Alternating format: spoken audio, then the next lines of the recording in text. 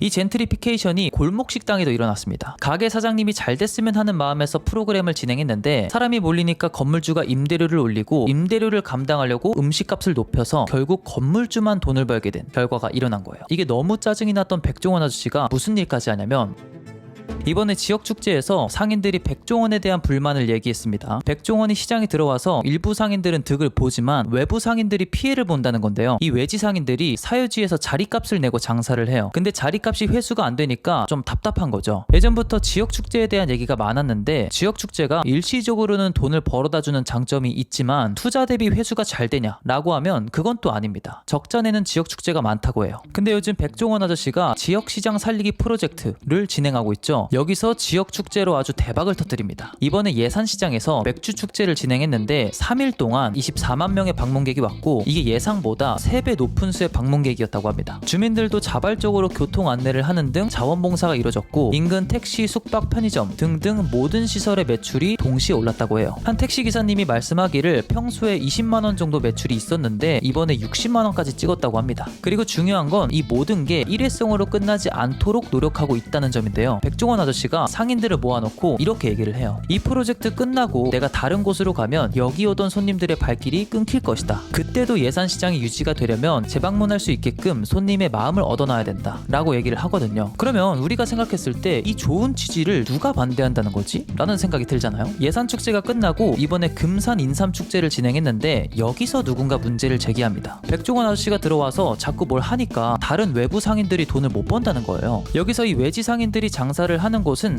사유지입니다. 그래서 돈을 주고 빌려서 이용해야 하는데 편차가 있긴 있지만 약 1,000만 원 정도를 자리세로 지불한다고 합니다. 그래서 무슨 일이 발생하느냐, 이 상인들이 자리세를 커버하려고 판매 가격을 많이 올립니다. 어차피 축제에 온 사람들 돈 쓰려고 온 거니까 이 사람들한테 비싸게 파는 거죠. 근데 이게 좀 심해요. 가격이 어떠냐면 떡볶이 1인분에 10,000원이고 어묵 5개가 10,000원이에요. 다른 축제에서 한 유튜버가 어묵 5,000원어치는 안 파냐고 하니까 5,000원어치는 안 판다고 하더라고요. 자, 그러면 백종원 아저씨네는 어떠냐? 국밥 5,000원, 국수 5,000원, 인삼 소세지 3,500원입니다. 빨리 계산하라고 키오스크 들어와 있고요. 음식 버리는 곳에도 직원들이 배치돼 있다고 하고 일정 금액 이상 쓰면 상품권도 줘요. 심지어 요즘 사람들은 화장실이 지저분하면 안 온다고 해서 기존의 공용 화장실을 분리하고 비데까지 설치해놨다고 합니다. 그래서 네이버 블로그를 보면 실제로 갔다 온 사람들의 평이 꽤 괜찮습니다. 단 너무 많이 몰려서 대기를 좀 오래 했다는 사람들도 있어요.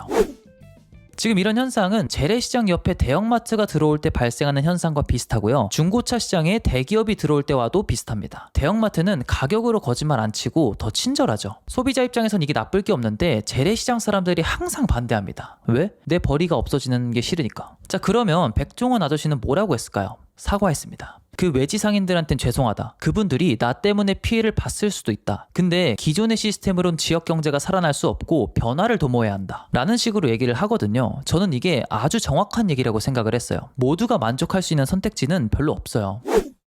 이런 대형 자본이 들어오는 것에 단점이 하나 있다면 모든 게 획일화된다는 겁니다. 실제로 어떤 보도에서 전국의 모든 전통시장이 천편일률적으로 백종원화되는 건 아닌가 하는 우려도 있다 라는 내용도 있어요. 그러니까 모든 시장이 저걸 따라하면 전통시장의 개성을 잃는 건 아니냐 하는 건데 이것도 맞는 말입니다. 그래서 효율성과 다양성을 같이 추구하는 게 참 어려운 것 같아요. 저도 대형마트가 편하긴 하지만 가끔 시장에 가면 또 재밌거든요. 그래서 무조건 다 밀어내는 게 좋은 건가? 그건 또 아닌 것 같아요.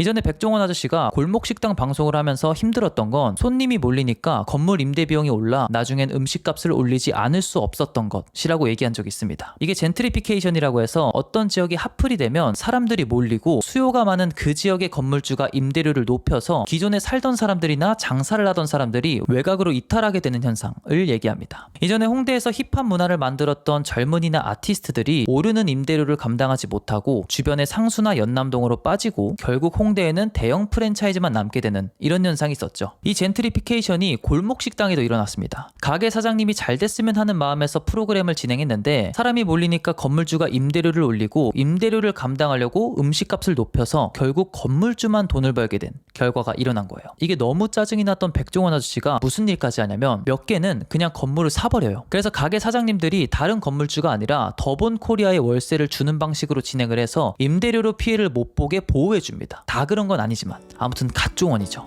저는 이런 전반적인 현실을 보면서 조금은 안타깝다는 생각도 했습니다. 뭐 임대료를 올리는 건 자유긴 하지만 돈으로 돈을 버는 것도 좋지만 어떤 가치를 주면서 돈을 버는 백종원 아저씨 같은 사람들이 더 많아졌으면 좋겠습니다. 오늘 제가 준비한 내용은 여기까지입니다. 여러분들은 어떻게 생각하시나요? 재밌었다면 구독과 좋아요 부탁드리고요. 덕분에 저는 더 유익한 내용으로 다시 돌아오겠습니다. 그러면 오늘은 여기까지.